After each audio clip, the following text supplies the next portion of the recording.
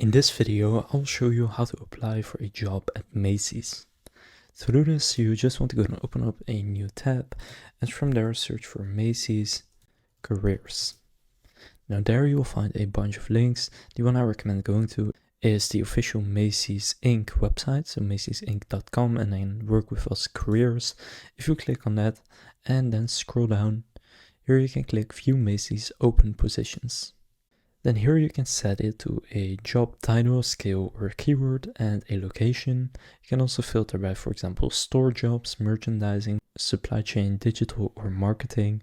And for example, I'll go by stores. And then here you can set which city or state you live in, for example, New York.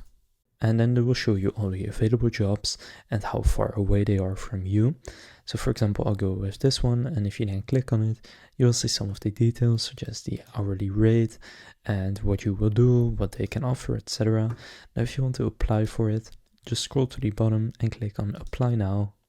Then here enter your email address and then click Next, and then it will ask some more information, so just enter any details that they ask, and after doing that, go and submit your application, and then they will reach out to you. So that's how to apply for a Macy's job online. If this video was helpful, please consider leaving a like and subscribing to my channel. With that being said, I will see you in the next video.